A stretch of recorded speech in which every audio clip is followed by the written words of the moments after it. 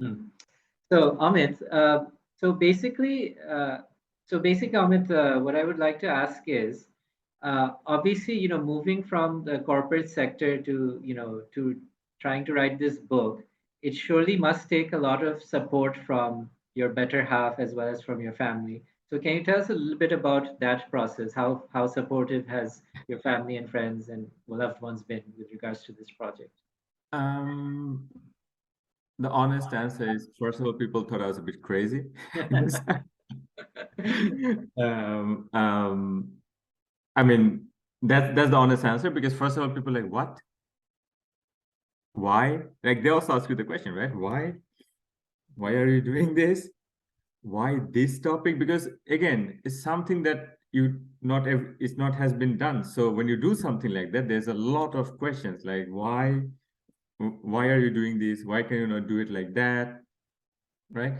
So but then later on, when they see that you're really passionate about it, they're like, oh, he's serious. Absolutely. So um my wife asked me a question. I remember when I was very initial, because she was seeing me sometime. She had to deal with it, right? Because I was doing that in the evening, right? In my free time. Could have been watching Netflix.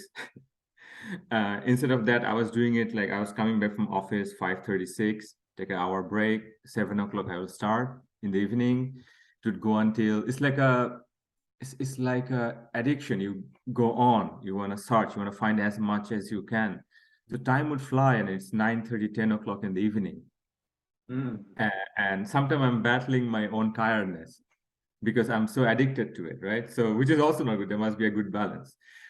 So sometimes she asked me that, why are you writing this? I said, I'm writing it for me, not for anybody else. I'm writing it for me. Mm. So I always like the quotes, write the book that you want to read, I think right? that's Because such that an that excellent way to put it. Yeah. So you're writing so this book for yourself and not for anybody else. So yeah, no, not for anybody else. And if somebody else, and I also believe there must be, in a population where we just hit 8 billion right now in the world, there must be somebody else also interested in that. It cannot be just me. It absolutely. cannot be just, so my goal was that I write it myself, I'll publish it, and if somebody reads it, good. If one book is sold, I'm the happiest guy in the world. If not, I wrote it for me. So Mhm. my bar, you see, was very low. Um, so I mean, again, the topic doesn't need to be resonating with everybody, right? I mean, not everybody in the world likes Harry Potter, for example, Mhm. and and there's type of people who loves Star Wars, right? So you cannot force somebody to like Star Wars, and somebody will be like, no, I like something else, Mhm. right? So Absolutely. so when it comes to support, my parents, my dad, my sister, they always supported me what I have done. So it was always there. They, of course, coming from a Bangladeshi society or any society, for example, I should not just label it Bangladeshi. That our society is programmed in a way that you go to school, go to university, get a job, stick to it, then retire, then spend a couple of years before your best time of your life is over. Mhm. That's how we are programmed, right? Right, It's like right. we're in Absolutely. a hamster wheel. And when Exactly. somebody tries to step out of the hamster, it's like, Mhm. what are you doing? Why? Absolutely. Yeah. I absolutely love the way you've put that, Amit, a hamster wheel. And I fully agree with you with regards to Bangladeshi society, where, sometimes there is that peer pressure or pressure from, parents or guardians that you have to Yes. be either this or that. But there's, in that way, I think we're actually also stifling creativity in our, in our kids and the next generation, etc. But I do salute you for taking the option of the hard option, which is to actually go through with writing something that you are very passionate about. I think that as somebody who absolutely loves history, I can say that I've been absolutely blown away by this book, and I say it in all sincerity that this is archiving and ensuring that it is there for the next generation and for future generations to come. I think that this is absolutely a wonderful endeavor that you have embarked on, and I'm Thank you. extremely glad to see that it has gone through to fruition. And so, Amit, I need to ask one more thing, and that is with regards to, obviously because we both started, with the corporate life. Um, Yeah. where are you right now in your life with regards to, the corporate life? Are you back in the corporate life, or are you still working as an author full time, or how's it going? Just what I'm curious to understand. So I'm a daytime employee at a company, Mhm. and evening time I'm still doing. I have my own business as Okay. well, so a consultancy business, and the logo line is also part of that. Mm. So I'm doing that both. So in other words, in Netherlands we call it keeping yourself busy. So, Absolutely. um, so I in 2020, right, just in the beginning of pandemic, when we just got into lockdown, right, in March, I think. The March was the month like this happened, right? Uh, that year, I decided to step away from the corporate life and fully focus on that, like fully. There was because I realized that I thought writing the book was tough. Writing the book is the easy part. Hmm. Interesting. Getting it published Yeah. is the toughest The part, tough. because there's not only my book is being published in the world, there's thousands or hundreds per day is being published. Hmm. Now, I also want to add that to the listeners, is that if you want to write a book and you want to have it published, have it available in the bookstores in your country or outside, please make sure you do it with a reputed publisher, not with just anyone. You can do it self-publication, of course. Then the profit and blah blah is more because you keep all of it. But the plus side, when you do it with a renowned publisher, again, the brand name of the publisher attracts the bookstore, says, oh, it's published by this and that, Hmm. must be a good book. Let me, but at the same time, publisher works on your favor to push the book towards its own network, Hmm. right? Understood. Yeah. Yeah, so I think that is one of the key points I think people should remember. I would suggest, and in the corporate life, so I took the decision to stop working and fully focus on that. So the whole design process, everything was fully involved with the publisher, and it's a lot of work because collecting those logos, Yeah. writing it, the design of it. So You're right. In fact, actually, that was going to be my follow-up question. That I can see from the physical copy of the book itself that everything has been very meticulously planned. And I can also recall during one of our previous conversations where you said that it was you who actually, took every single initiative to, from the cover, whether it would be paperback or hard copy, etc., along with the font and everything. So you were involved in the entire process end to end. Is that correct? yes, I didn't design it, the Okay. cover. It was designed by the designer and the publishing house, but everything of it I wanted to have a hard copy because the hard cover has a benefit. It's also outstand the time. The time is one of the biggest challenge in personally because we get older, just like a book gets older. Book is being held or touched by people over time. It has to withstand the power of time, right? A hardcover ensures that the book is good. Also, the binding of it, right? Sometimes we buy books, the pages come off. That's really sad. Mm, that if, and also the color, because this book is about logos, it's about color. So the color, the right color has to be rightly portrayed. So when you just imagine when you do a color paint or watercolor painting, you put the brush on a paper, the color being sucked into the paper. So the paper has to be right paper that it portrays or shines the logo, right? So, and also how you structure the information, how you put it. So everything, I had a great publisher, Lecturis in Eindhoven. They're really renowned in the Netherlands, in the world for design books, art books, and photography. Their job is that they live and breathe on that how can I portray a picture or image best way in a physical form. mm, So absolutely. Yeah. So For sure, for sure. I think that's really wonderful to hear. So, Amit, I cannot let you go without asking you one question, which is, out of all these 352 plus logos that are in the book, do you have one yeah. which is a personal favorite of yours? Any one logo that you really like? Oh, that's a tough question as always, because design is subjective, right? So what you like, what I like, and my favorite logo is of course the Eindhoven logo, because of the practicality part of it, Mm, how well accepted it is, and I dare to say this is the first open source logo in the world. mm. Open When I source. say open source, the logo or the city invites Yeah. the community, the citizens to participate through the logo. So you can make the logo the way you want. It doesn't keep the form as it is, but you can put different colors, you can different design into it. If Mm, somebody Googles the logo, Eindhoven logo on Google image search, you will see different variety, but the main core is the same. I love that. That is unbelievable. I never seen it anywhere like that how great it is. And another logo is claimed to be the first logo in the Netherlands, designed in 1972-73 by very famous Dutch graphics designer Ben Bosch. That logo is called Gemeente Dronten, Dronten. mm. It's a tongue twister. Dronten logo. So it's in 1970, and there was a big movement in the world regarding de-armation, against the nuclear bomb.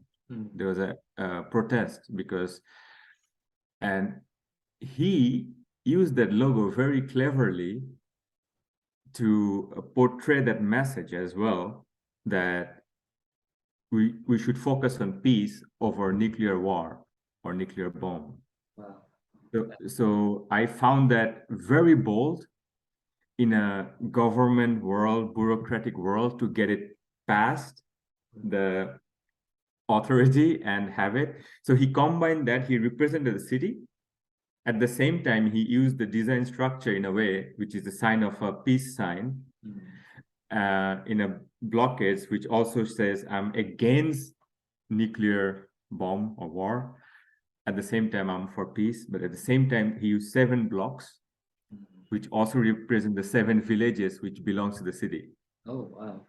So I found that very, very Yes, fascinating. sounds extremely impressive. I mean, the thinking that went behind to be able to give multiple messages with one logo. That's absolutely wonderful. So, Amit, I know that you're quite the avid reader. So, can you tell us, are there any books that you're reading right now that is on your bucket list or currently reading, Uh, just for our viewers? To, I whenever I have time, like to read. I do read a lot online, Mm, also on books as well. Some books. I'm reading a book called Ikigai. Ikigai. Okay, okay, yes, yes. Ikigai. It's a small book, easy to read, Okay. about life. Japanese. Okay. Yeah, yeah, right. Influenced by a lot of inspired with the Japanese culture. I think I found that reading it right now is interesting. But I do have to mention 2 books. One is called Show Your Work Mm, by Austin Kleon. mm, When I was going through tough time of frustration of not finding information or not getting information, there was a time I think I took 2-3 months gap to, instead of squeezing the lemon until it gets super bitter, I let it, like, because I love it. It's a passion I was working on. I didn't want to hate it. And then I was on a flight, and I like to read books in the flight because mm. you don't have any distraction. Absolutely. Zero distraction. Instead of looking at a screen with a horrible light, getting your eyes red, it's easier to read a book. Right, So I read a book. So I was reading the book called Show Your Work by Austin Kleon, right. and he's a speaker, he's a designer, and after reading the book, and there he comes up with the write the book that you want to write. He has a very easy diagram. He says, has it been written? Yes or no? Right. No, then write it. And if Right. it's yes, do you like what you read? That if the answer is no, then And you write it. rewrite it, right? It's beautiful. Exactly. And I Wonderful. remember I got down from the flight, I came home, didn't unpack my suitcase, I started researching again. So it was so that was one. And there's another book by an Australian designer called Design Your Life by Vincent Frost. Mm. Brilliant book. He explains the ups and downs in his life, how he, and in a very simple, it's kind of like autobiography, but it is not. And very nice messages in it. So I would highly recommend those two books, definitely. So right now I'm reading Ikigai, but also I will start after that book on Islamic art and design, Mm. because I was visiting Andalusia region in Mm. Spain, where I was fascinated by that, how much influence Spain has, which we rarely know, a lot of us don't know, of Islamic architecture and design.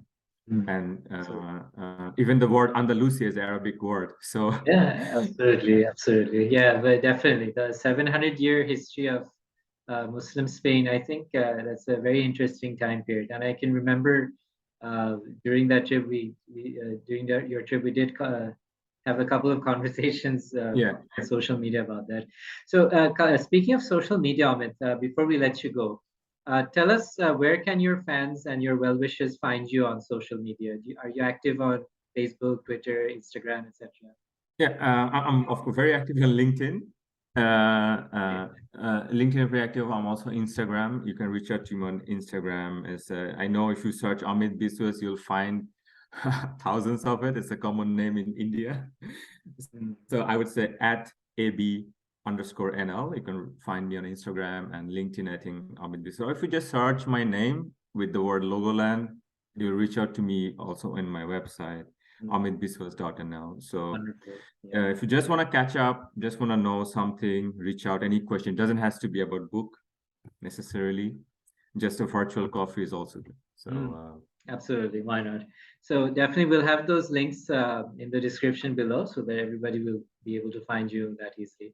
So Amit, we've run out of time, but I would like to just once again thank you for your time and for your patience and everything with regards to this interview. I think that I've had a wonderful conversation with you.